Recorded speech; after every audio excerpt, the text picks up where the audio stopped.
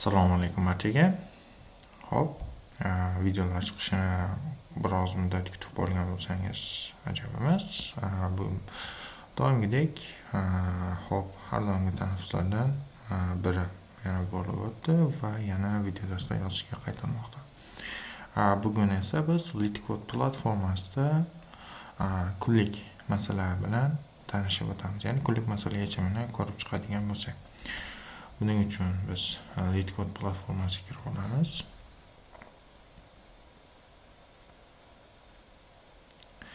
Demak, LeetCode platformasida masalan ishlab kelayotgan bo'lsangiz, platforma dizaynida o'zgarishlar bo'ldi. Buni sezgan bo'lishingiz mumkin. Xo'p, va ayrim vaqtlarda ba'zi bir xatoliklar kuzatilyapti. Ko'rib turganingizdek, masala ochganimda uni kod editor qismini menga ochib bermayapti. Buning uchun men oynaga bitta refresh berib yuboraman va ko'rib turganingizdek endi chiqdi. Demak, bugungi masalamiz number of equivalent domino pairs. Ya'ni biz ekvivalent bo'lgan, o'xshash bo'lgan dominolarni sonini topishimiz kerak ekan. Xo'p, o'qib ingliz tilida esa o'qimaymiz, to'g'ridan-to'g'ri tarjima qilib ketaveramiz tushunarli holatda. Demak, bizga dominos nomli ro'yxat berilibdi ekan. Mana exampleda ko'rishimiz mumkin. Dominos nomli ro'yxat quyidagi shaklda berilibdi.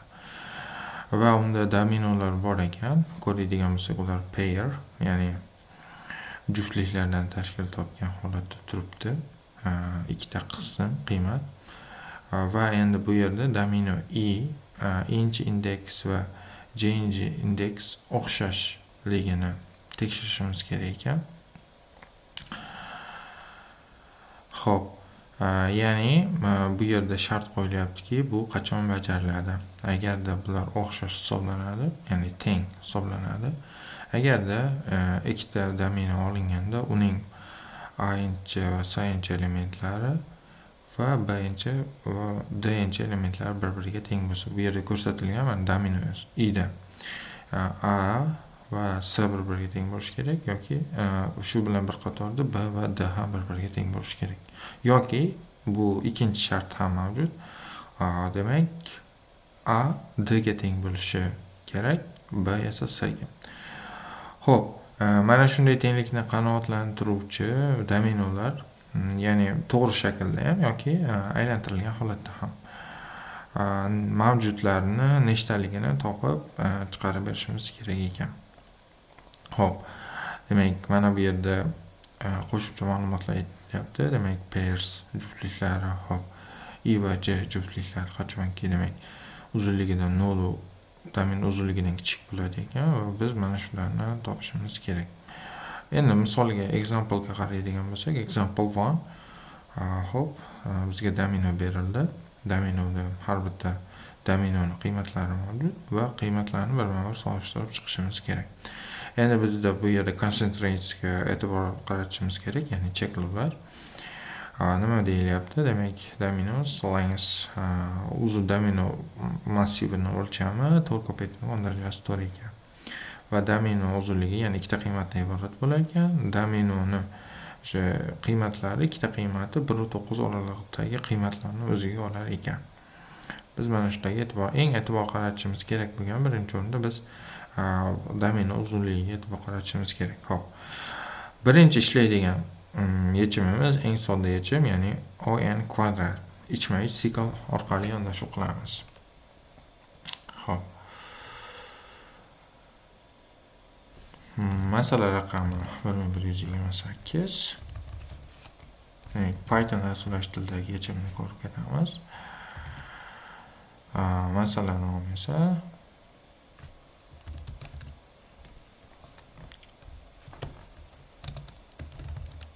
Xo'p, ekranni biroz yaqinlashtiramiz. Endi bajaradigan ishlarimiz. Birinchi o'rinda biz mana bu qismni olishimiz kerak. Endi biz bu yerda chaqirishimiz kerak. Nimani? Kerakli kutubxonalarda chaqirib qo'yishimiz kerak bo'ladi. foiz. Hop. Endi esa biz hop masala yechimiga o'tib ketamiz. Bizga kerak bo'ladi aynan nimalar? Dominoni o'lchami. Hop. Ans teng 0, ya'ni javoblarimiz. Va endi bizda for i range nima qilishimiz kerak? Albatta i va j elementlarini solishtirishimiz kerak. Birinchi o'rinda demak ichma-ich siko, ya'ni bitta indeksni o'zidan tashqari boshqa indeksdagi dominolar bilan solishtirib chiqishni amalga oshirishimiz kerak bo'ladi. Xo'p, buni qanday qilamiz? Ya'ni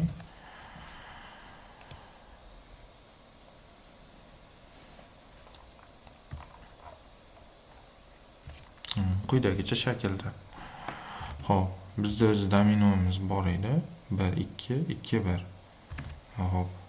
Demak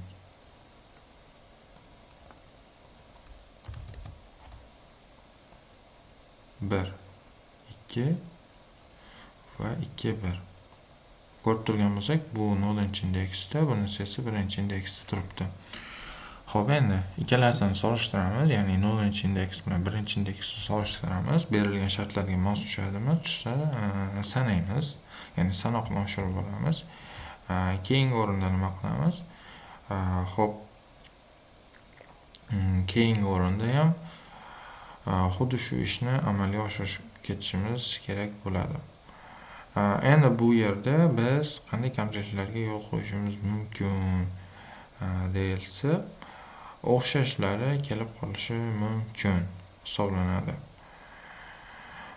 Biz mana shunday holatlarda ham inobatga olib ketamiz, albatta. Xo'p.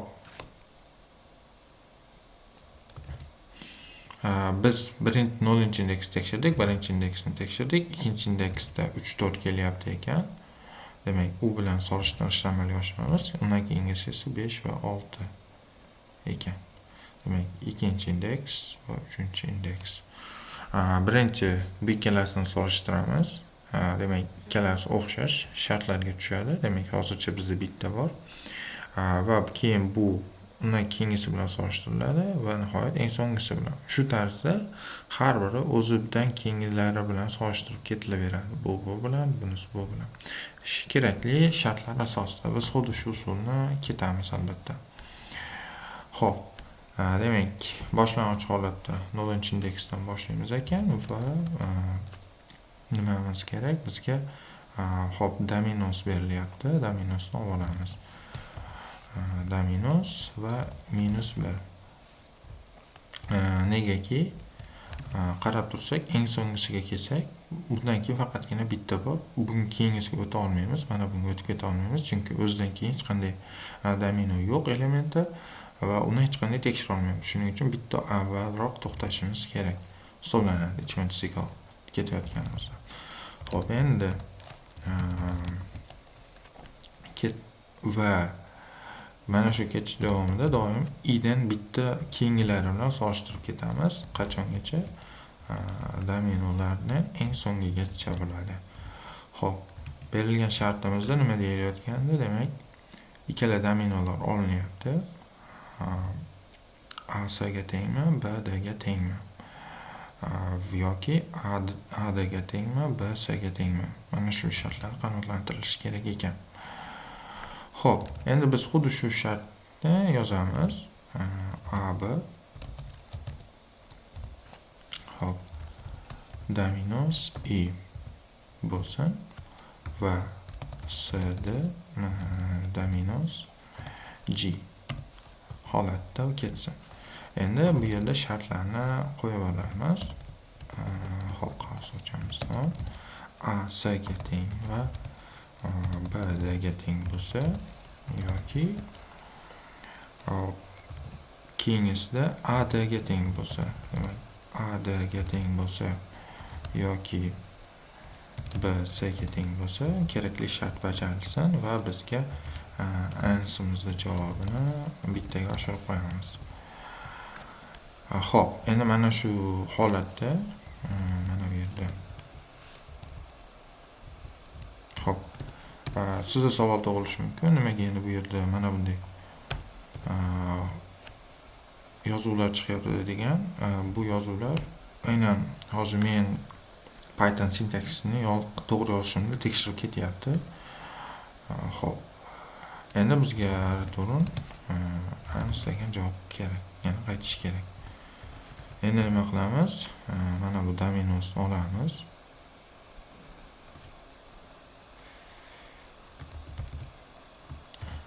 Xo'p.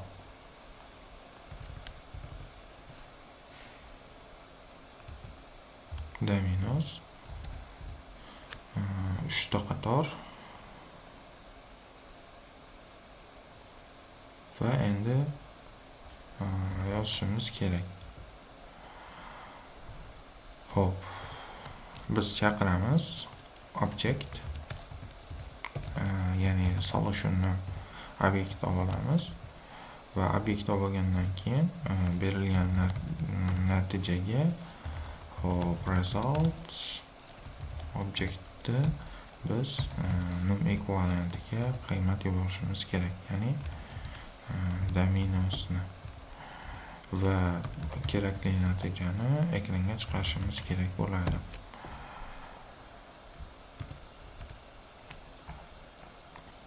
Hop. Endi bu yerdagi xatoliklarni bartaraf etib qo'yishimiz kerak.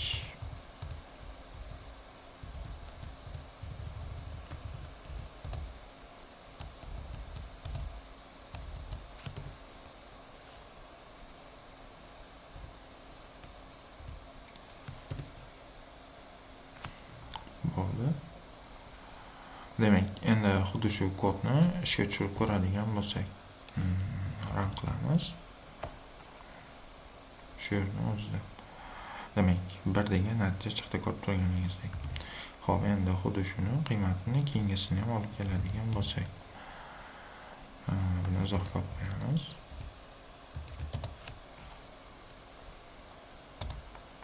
Xo'p.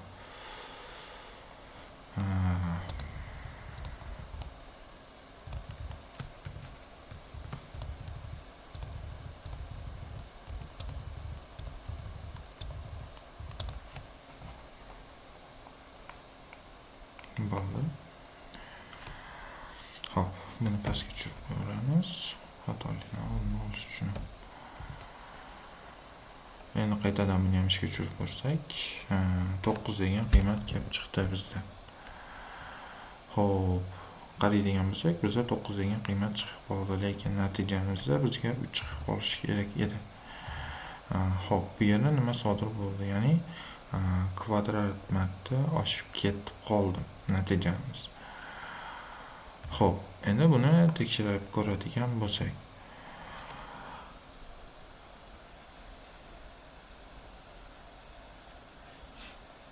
xo'sh, demak 1 va 2 va keyingisiga teng, o'z-o'zidan keyingisiga teng emas, bundan keyingisiga ham teng. Demak, 2 ta hosil bo'ldi. Keyingilarini tekshirishimiz kerak yo'q. 1, 2 da mana bu yerda keladi, yana 3 ta. Endi mana shu yerda bizda qanday xatolik ketdi? Hammasini tekshirib ko'radigan bo'lsak, albatta. Xo'p.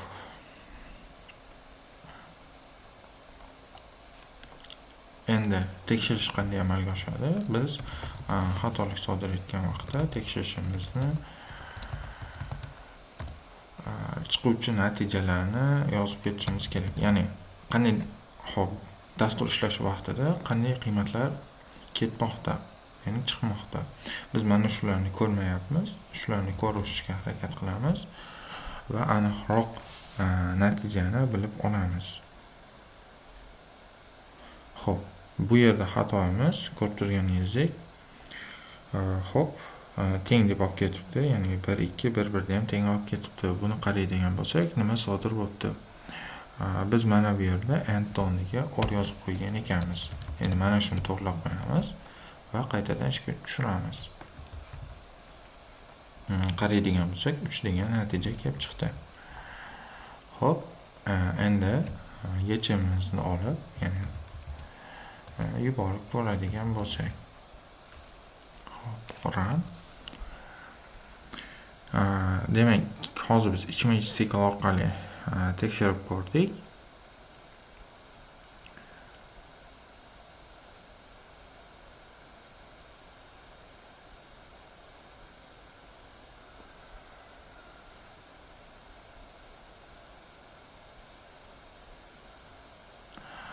Ko'rib turadigan bo'lsak, biz bu yerda time limit oldik.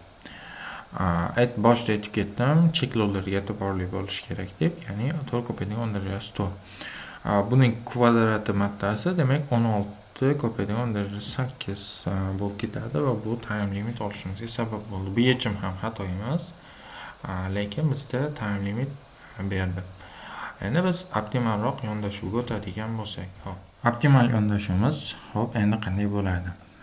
Buni ko'radigan bo'lsak, pastda qiymatlarimiz bor va endi biz buni saralashni amalga oshiramiz. Ya'ni qanday tartibda? Demak, biz berilgan qiymatni, ikkala qiymatni bir-biri bilan solishtirib olamiz, katta kichikligiga nisbatan va biz oraliq yaratamiz. Ya'ni aytilgan ediki, har bitta qiymat 1-9 gacha beriladi va endi biz uni 10lik ko'rinishga olib keladigan bo'lsak, 11 dan 99 gacha bo'lgan qiymat oralig'iga kelib chiqishi mumkin. Va biz bunga bitta massiv yaratib olsak, biz massiv ichida qiymatlarni saqlab keta olamiz. Endi shunday vaziyatda nima qilamiz?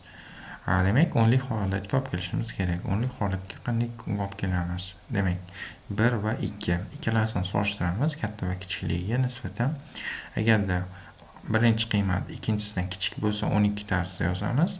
Aks holatda, ya'ni masalan 21 kelib qolgan shakli bor. Bunda birinchi raqam ikkinchisidan katta bo'lib qoldi. Bunda aksini yozishimizga to'g'ri keladi. Demak, 12. Va shu tartibda yozib ketaveramiz. Endi bunday holatda nima sodir bo'ladi? Hop, biz mana shu tartibda yozib ketamiz. Shu holatda keyin endi sanoqni amalga oshirishimiz ham lozim bo'ladi. Ya'ni bittani sanadikmi va buni bitta o'zgaruvchidan nechtaligini sanab ketamiz. Keyin yangisi qo'shiladi. Mana yangisi topildimi? Mana shu paytda keyingi o'zgaruvchiga qo'shiladi. Xo'p, endi xuddi shu yechimni kod shaklida ko'rsak, yanada tushunarliroq bo'ladi. Avvalgi yechimimizni to'g'rigicha izohga olib qo'yamiz. Demak, bizda ansimiz bor. Hop, for in undan avval bitta nums nomli ro'yxat yaratib olamiz. For in range 100 gacha bo'lsin. Hop, endi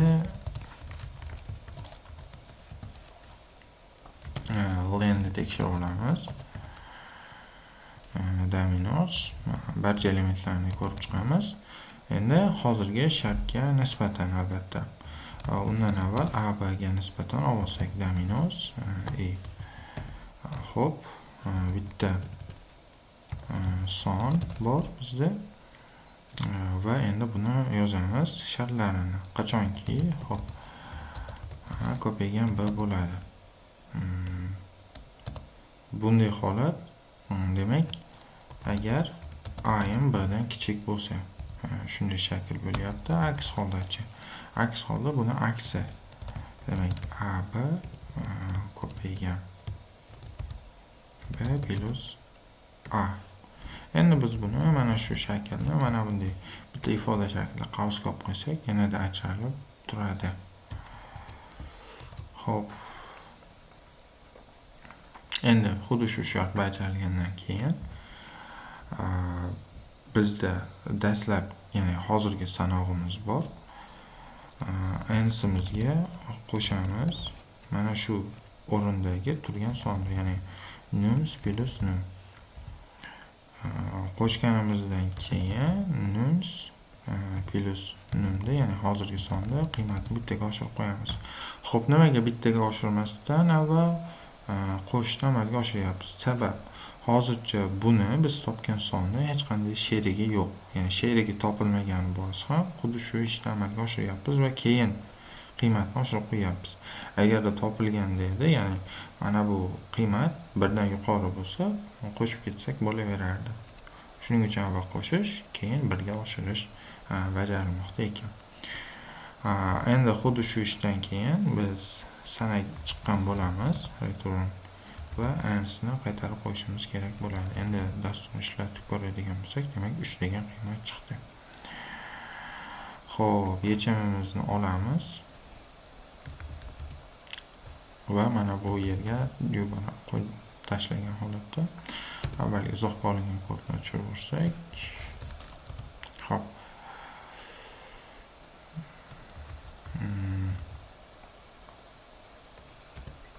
Bo'ldi. Endi run berib ko'ramiz.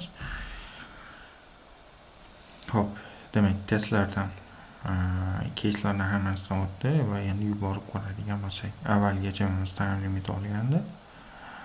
Demak, ko'radigan bo'lsak, xo'p, deyarli runtime'imiz, time complexity'miz 100% ga yaqin berdi. Bu yerdagi kamchiligimiz nimada bo'ldi? Xotira memoryda nisbatan kamroq ishlatishni ko'proq ishlatibmiz. Xo'p, keyin qo'shimcha yechimlarni ham shu tarzda o'rganib qo'yishimiz mumkin, albatta. Hop, qaraydigan bo'lsak, mana bu ham avvalgilardan xuddi shunga o'xshash shakllar bor. Ya'ni ishlatishlar, ya'ni frozen set orqali ishlab ketibdi ekan. Qo'shimcha yechimlarni o'rganib, shu orqali qo'shimcha yechimlarni o'rganishimiz mumkin ekan. Demak, counter funksiyasi orqali yana boshqa usullarga ketishimiz mumkin ekan, ya'ni sanoqni amalga oshirilgan tartibda. Xo'p, demak, masalani yechimini ko'rishimiz kerak edi. Biz mana shularni ko'rib tatbiq etib chiqdik. Endi qay darajada tushunarli bo'ldi, o'z fikringizni izohda qoldirib ketishingizni tavsiya etaman. Orada video darslik yozmay qo'yganimga qanaqadir kamchiliklar paydo bo'lgan bo'lishi mumkin, albatta. Xo'p, yana nasib etsa keyingi video darslarda davom etamiz. Video dars sizga yoqqan bo'lsa like bosishni unutmang, do'stlaringizga ulashib qo'ying. Demak, e'tiboringiz uchun rahmat. Xayr, ko'rishguncha, keyingi darslarda ko'rishguncha xayr, sog' salomat bo'ling.